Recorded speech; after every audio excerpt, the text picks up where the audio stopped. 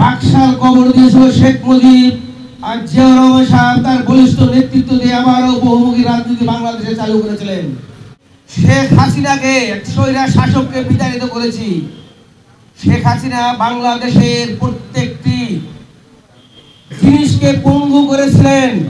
Arafat Rahman cocoa এবং আমাদের শ্রদ্ধেয় তারেক রহমান সাহেব জিয়াউর রহমান সাহেবের শার্ট প্যান্ট কেটে ছোট করে পরে স্কুলে যেতে। এই জিয়াউর রহমান ছিলেন সৎ একজন প্রেসিডেন্ট, সারা দুনিয়াতে তার মতন সৎ প্রেসিডেন্ট আর কোনদিন আসবে কিনা আমি আজও জানি না।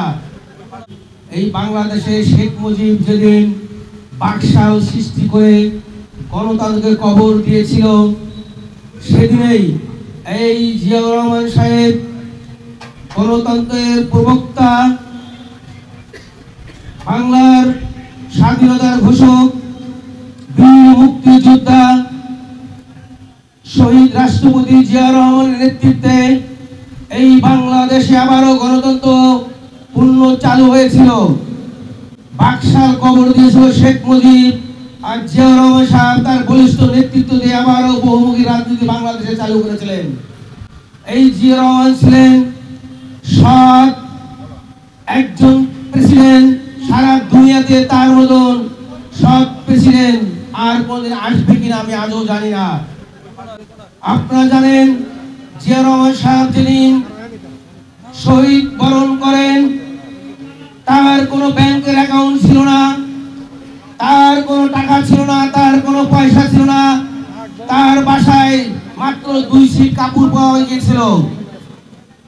আপনারা জানেন একজন রাষ্ট্রপতির সন্তান আরাফাত রহমান কোকো এবং আমাদের শ্রদ্ধেয় তারেক রহমান সাহেব জিয়াউর রহমান সাহেবের শার্ট প্যান্ট কেটে ছোট করে পরে স্কুলে যেতেন। আপনারা জানেন এটা ছিল তো জিয়াউর রহমানের আদর্শ। আমরা সকলে সেই আদর্শের সৈনিক, তাই না ভাইরা? আমরা 18টি বছর জিয়াউর রহমান সাহেবের আদর্শকে ধারণ করে রাজপথে আন্দোলন সংগ্রাম করে শেখ হাসিনাকে স্বৈরা শাসককে বিতাড়িত করেছি। শেখ হাসিনা বাংলাদেশের প্রত্যেকটি জিনিসকে পঙ্গু করেছিলেন। কোর্ট কাছারি, আদালত, শিক্ষা, বাংলাদেশের সমাজকে ইয়াবা দিয়ে নষ্ট করেছিলেন বাংলাদেশের ব্যাংক, বিমা, অর্থ খাত। তার উদ্দেশ্য ছিল বাংলাদেশকে পঙ্গু করে সে তার বাপের মৃত্যুর বদলা নেবে। তার বাপকে কিন্তু আমরা কেউ মারি নাই। তার বাপকে মেরেছে তার পাপ, তার বাপকে মেরেছে। পাপ কোনদিন বাপকে ছাড়ে না। তার শেখ মুজিবকে মেরেছে খন্দকার মোস্তাক। খন্দকার মোস্তাক কে ছিলেন জানেন আপনারা?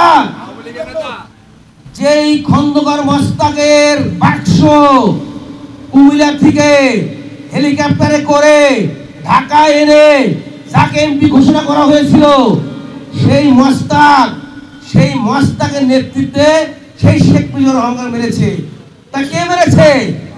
আওয়ামী লীগ শেখ মুজিবুর রহমানকে মেরেছে। আমরা কেউ মারি নাই, বাংলাদেশের জনগণ মারে নাই। ইতিহাস জানতে হবে শেখ মুজিবুর রহমানের। শেখ হাসিনা খুনি, সে বাংলাদেশের মানুষকে যেভাবে খুন করে বাংলাদেশ থেকে পালিয়ে বাংলাদেশের বাইরে বসে, এখনো বাংলাদেশে বসে বাংলাদেশিকে নিয়ে ইন্ডিয়াকে দিয়ে যে চক্রান্ত করছেন শেখ হাসিনা, আপনি এই দেশে থাকে বিএনপি পরিবারের লড়াকুদেরকে কিছু করতে পারেন না। আপনি সেই পুলিশ বাহিনী দিয়ে, আপনি সেই হারুন বাহিনী দিয়ে, আপনি সেই ছাত্রলীগ, যুবলীগ, গুন্ডা বাহিনী দিয়ে